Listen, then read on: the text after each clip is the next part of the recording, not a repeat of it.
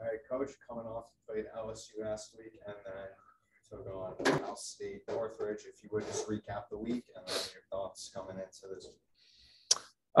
From a schedule standpoint, we knew this was going to be a challenging run. Started with the weekend before with Louisiana Tech, following LSU, and then Cal State Northridge, and that's going to even continue coming up with Columbia, ULL, Eastern Illinois, and then hit the road before we start conference play. I think the schedule is doing what we thought it would do. Right now, it's testing us, kind of exposing some things, but I think we're finding out a lot about our team right now. I think everybody wants to win a few more than they have, but we're keeping our head above water right now, that's the other good part about baseball, especially, and it had been a while since we've been able to do this. There's no rest for the weary. There's no time to sit there and think about, what you did wrong or any of those kind of things. We got to move on, make the adjustments really quick because we've got a good Columbia team coming in. We've got UL coming in. And then, so in reality, there's an off day and a practice day, and then there's 5 game days coming up. So that's I missed that. I really did. I missed that. We didn't have that last year, and we obviously didn't have it in 20. And so it had been a long time since we had the opportunity to just get up and wash one of those losses off or move on from a good win. Do you like the 2 days, 2 games in the week, or would you rather have another practice day? Well, I think playing's fine as long as you got your pitching, as long as you got enough pitching and realize for a pitching staff to kind of look at it as a challenge, and knowing that, we may have to leave some guys out there. Like, hey, I need you to go get 6 outs, and I think when you look at it that way, you don't necessarily manage the game as much as you manage your personnel. So there's a little bit of difference with that, because knowing you're going to play 5 games in 6 days, and then coming off a couple of weeks where some guys have kind of had to recycle back and pitch again. So it's going to be big from a communication standpoint. Not that we're going to hold anything back from, on Tuesday to Wednesday, but what we do on Tuesday may affect what we do on Wednesday. So I like it. I think it has a chance to be a challenge for your team. There's some practice things you're going to do, but I think most of it is just preparing for the next opponent. Does it matter because the weekend isn't in a league? That kind of changed a little bit. Yeah, I think it would probably changes a lot. You try to get your double midweek games out before conference play if you can, because the way that all schedules are set up, you're going to have to play either a double midweek or doubleheader in the non-conference play to get your 56 in. And with us moving the postseason up an extra week, we kind of had to shorten a few things as well. So we've had the 4 games on a weekend and a midweek, and then we had a double midweek, and then actually after Easter we have a double midweek. It's just a little uncommon double midweek because we'll play on Monday, be off on Tuesday, because that's the weekend before Easter is Thursday, Friday, Saturday. We'll be off Sunday, then we'll play on Monday. So Tyler Stone, anything on his level? Don't have anything. Josh Paul, our athletic trainer, did not seem to think it was anything. He thought it was just some lingering tenderness.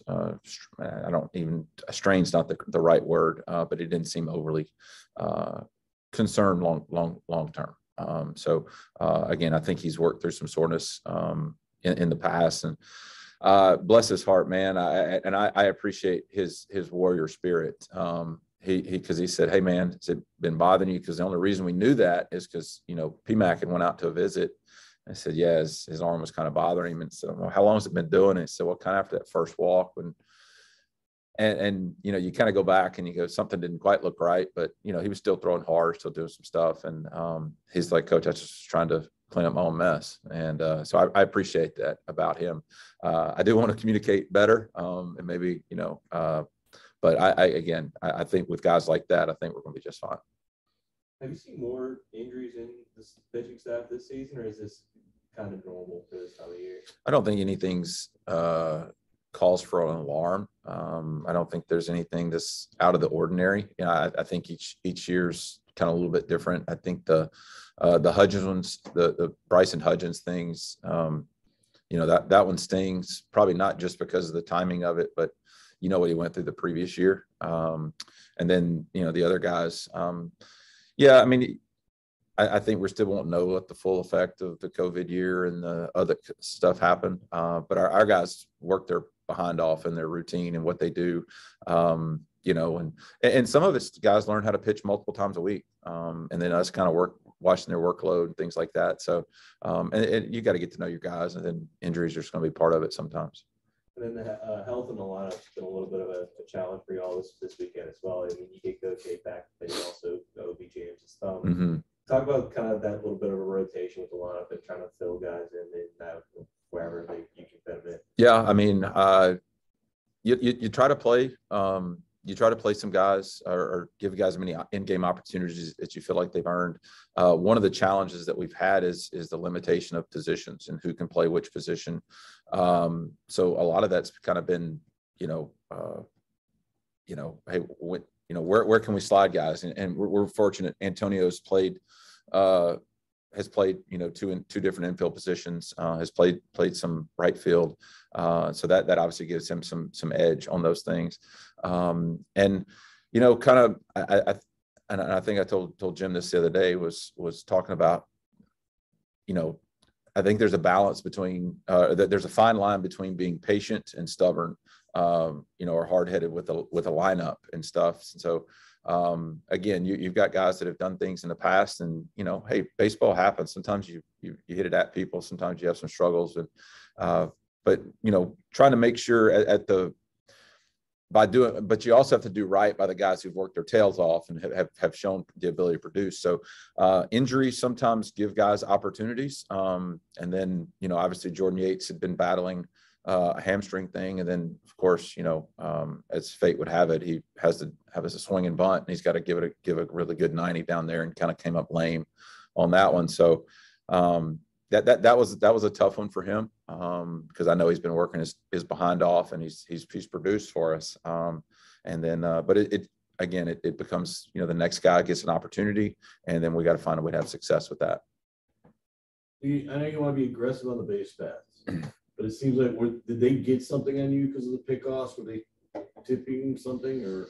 No, I think so. I think so. One of them was a good timing on their part. One of them was a mistake, just a mechanical mistake on us. That was the one where Julian got picked off. That was just a mechanics mistake on that one.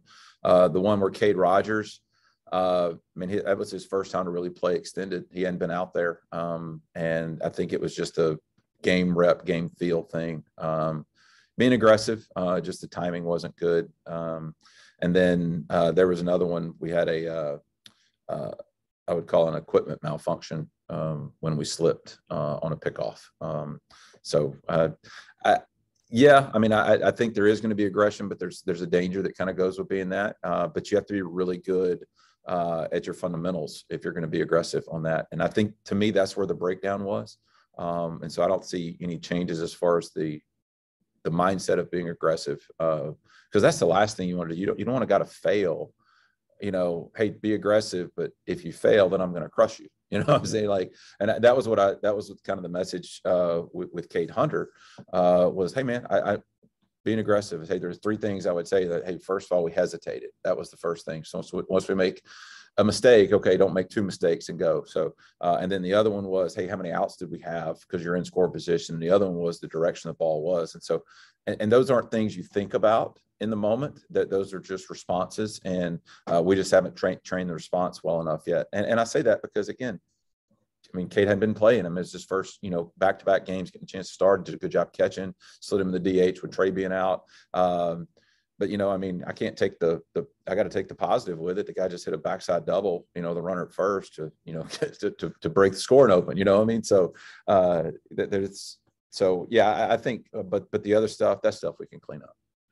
What's Burkell meant to you guys? Taking over for Fispec, but also kind of stabilizing the infield and being a force at the two spot. Yeah, he's been he's done a good job at second base. For the most of the fall, he had to play some shortstop for us, him and Josh Leslie, who we hope to possibly have back this week or right before conference.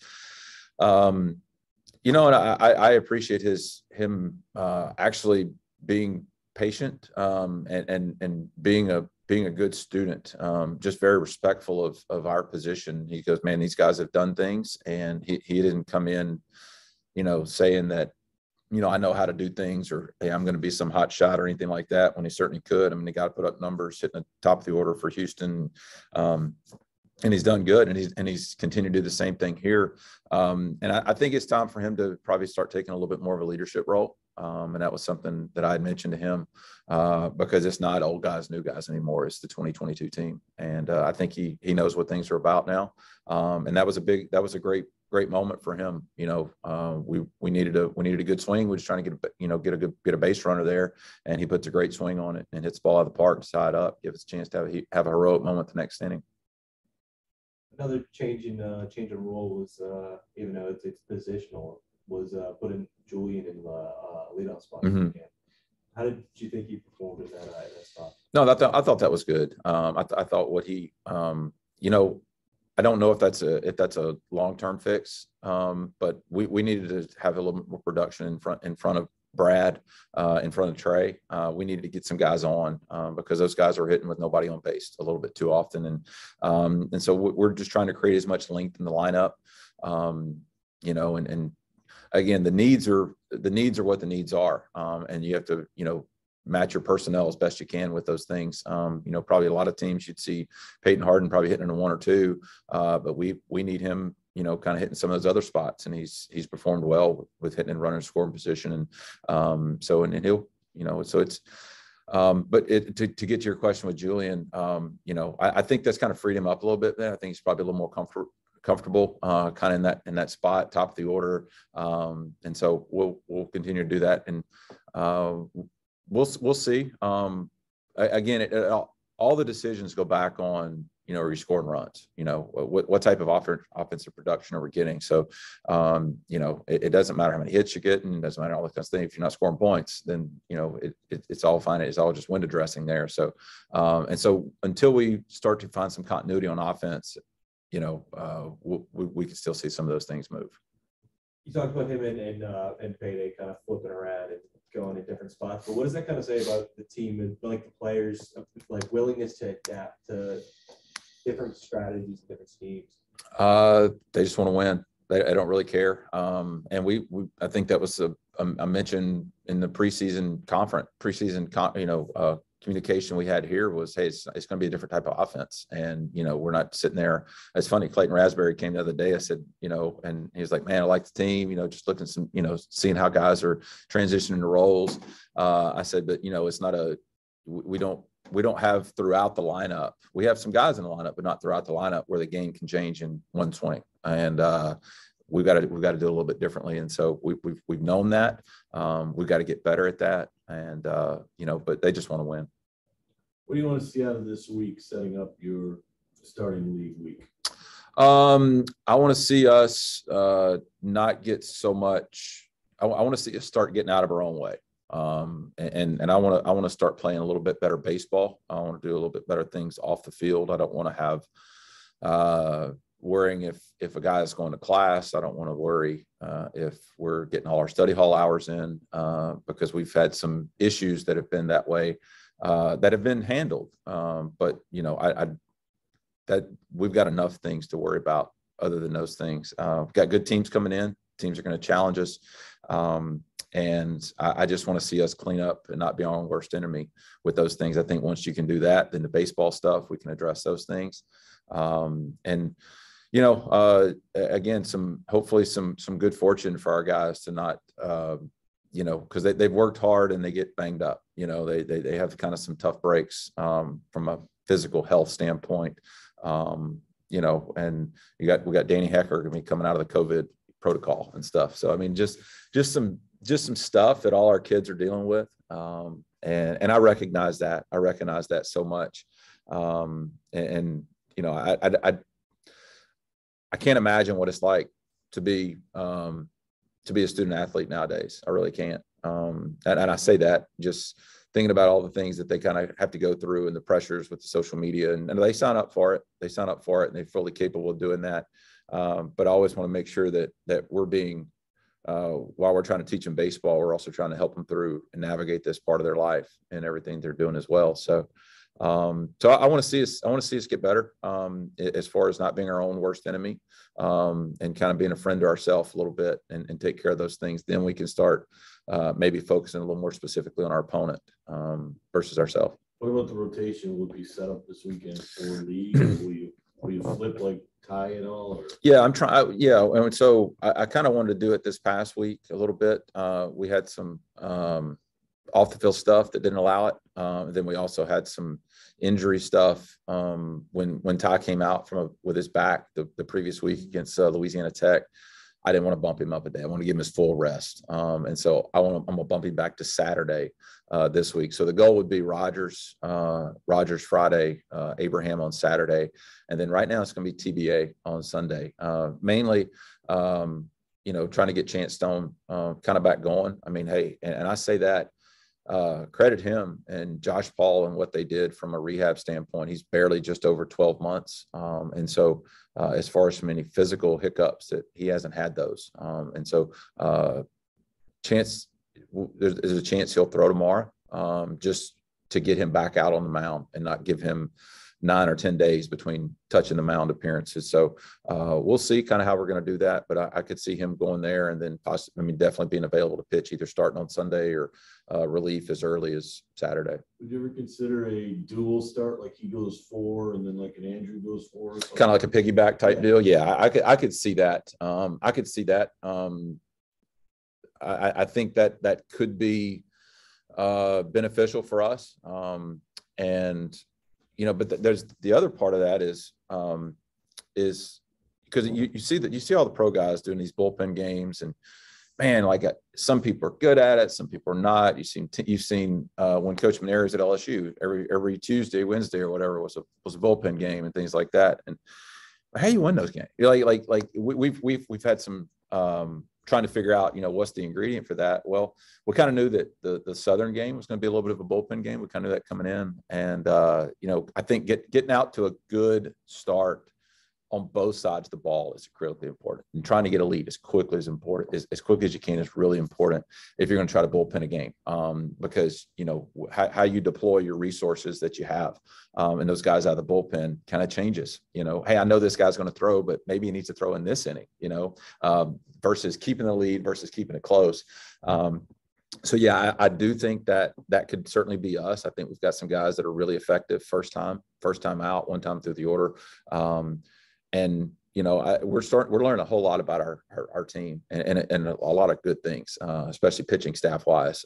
So I'm excited for this week. I think some guys that haven't pitched that have been kind of chomping at the bit, been working, they're going to get a chance to go do it. And it's one of those like, hey man, I got to have you. Let's go. We got to have you.